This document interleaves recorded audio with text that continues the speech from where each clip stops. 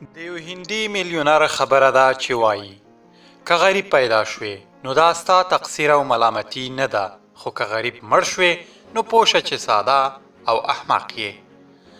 نو که تاسو هم په همدې فکر یاستئ او یا غواړئ چې پیسې او سرمایه مو ډیره شي، نو له دغو شپږو کارونو ځینې وکړئ او ځینې مه کړئ.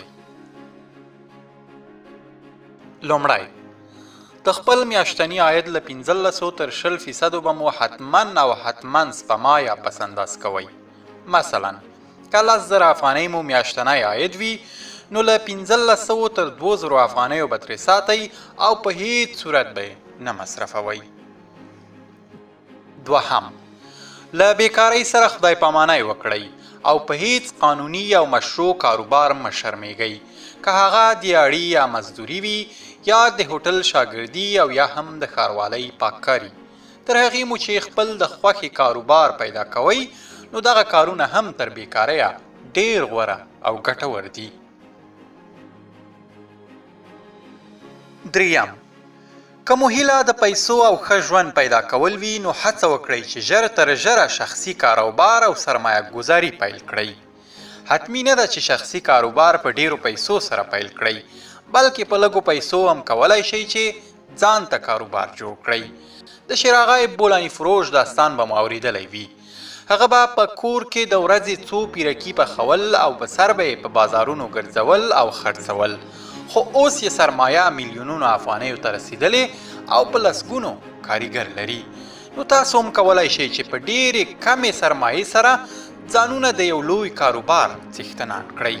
یوازې لږ فکر او ډیر همت ته اړتیا ده.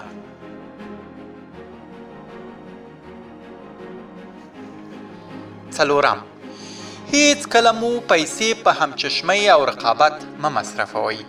دا مه کوئ چې فلانی دا شی واخیستل نو زه یې هم باید واخلم، فلانی د کور قالینې او پردې نوې کړې نو زه یې هم نوې کوم.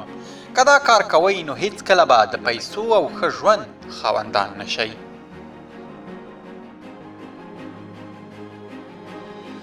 پنځم، که رسمي او دولتي کارمندان یاستئ نو کوښښ وکړئ چې یو پارت ټایم یا پس له وخته کسب و کار هم ورسره ولرئ.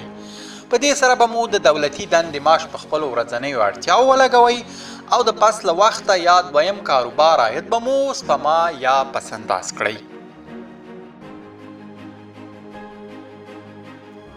شپږم، په خپل کاروبار کې مو رښتیني او صادق اوسئ تر څو وکولی شئ د بازار او خپلو مشتریانو اعتماد ترلاسه کړئ. په دې کار سره به وشئ کولی چې خپل کاروبار ته لا ډیر پرمختګ ورکړئ.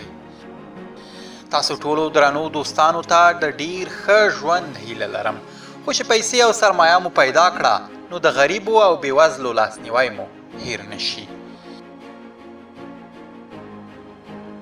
او په آخر کې د لا ډیرو موضوعاتو او مطالبو د اورېدو لپاره زموږ دغه یوټیوب چینل هم در سره لایک او سبسکرایب کړئ.